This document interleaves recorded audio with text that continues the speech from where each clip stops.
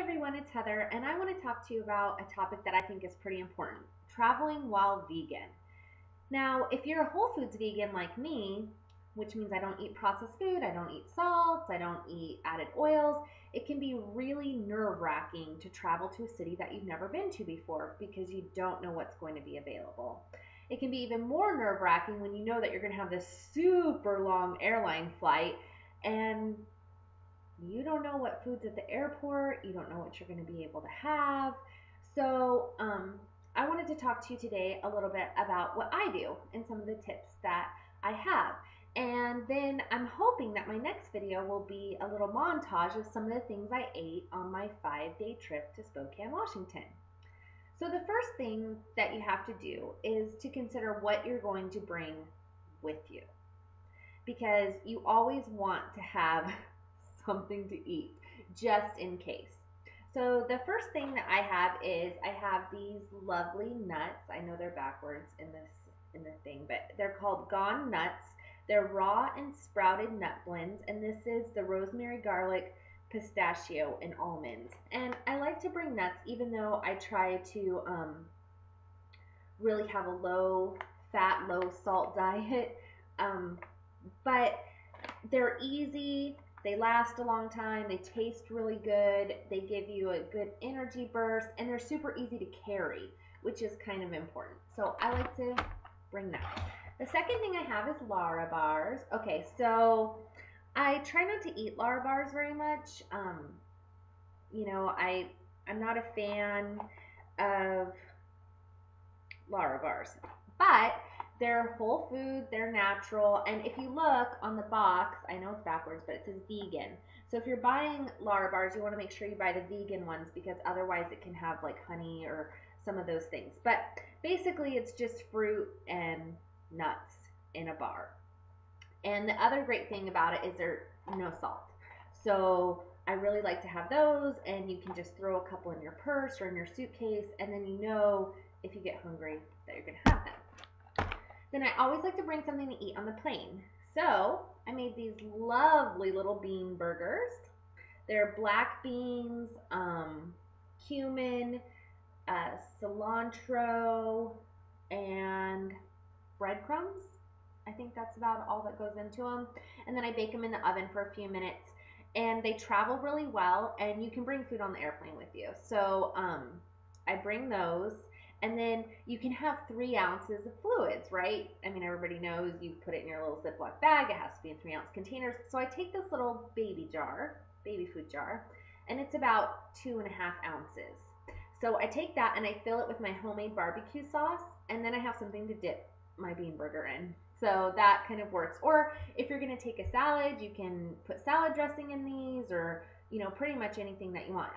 Hummus, and you could take carrot sticks, or however you want to work that. So that's what I take. I also like to take, but I don't have one here, a banana and an orange on the plane. But here's a tip about oranges. A lot of people, even though I find the smell of oranges to be amazing, a lot of people don't like that smell like when you first peel the orange. So you can't have peeled fruit when going through the security line. So I leave my orange unpeeled, go through security, but before I get on the plane, I peel it and put it in a little container so that I'm not peeling it on the plane and maybe disturbing people's senses of smell. So that's what I bring on the plane with me to eat. Then the other two things I bring with me, well, I guess it's three. I bring my glass water bottle. That's like a neoprene container, but inside is glass. So my glass water bottle, and I usually just roll that up and put it inside of my suitcase, in some clothes or whatever, so it doesn't break. I also bring my glass straw. Don't leave home without it. These things are so awesome. I got my first one in a Conscious box, and I just love the heck out of them. So always travel with that. And then I bring my big giant mason jar with a lid. I'm going to tell you why here in a second. So I wrap that up inside my suitcase as well. So when I get to a new city, of course, if you don't have the Happy Cow app on your smartphone, download it. But you can also use it on the internet. So it helps you find vegan and vegetarian friendly restaurants.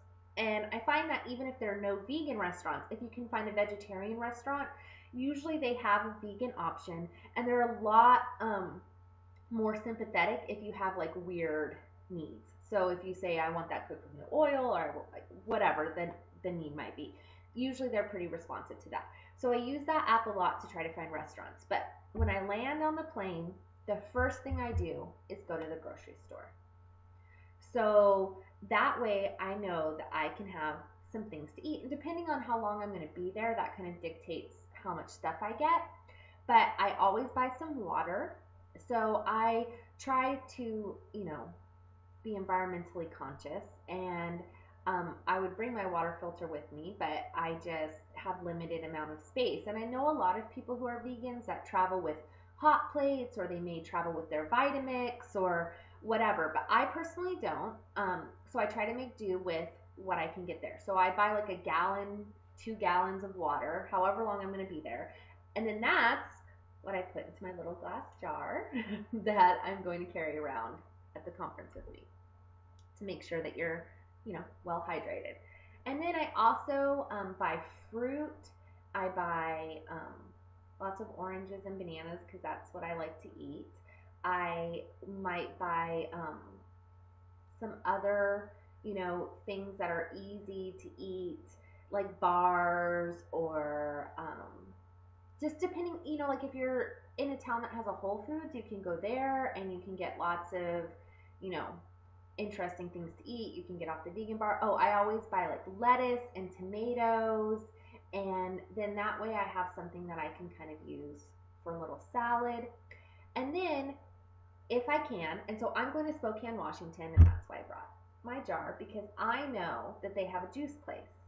If you are going to a place that has a Whole Foods, most Whole Foods pressed juices, or you can find like a juice bar in town, or you can bring your juicer with you, like if you have a little citrus juicer. But I love to drink orange juice. It's my very favorite thing to drink, and so I like to buy orange juice. So I might buy a gallon of orange juice. I personally like unpasteurized raw orange juice, so that's why I try and find a juice bar. But if you are there, like the Simply Orange brand is 100% orange juice, so you can get that, and that's what I drink out of my little cup and my little mason jar.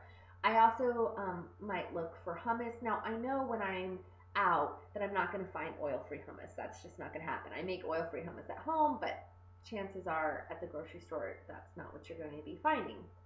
But one of the principles that I like to talk about a lot with my children is you find the least worst choice, right? So you try to pick the best thing that you can find.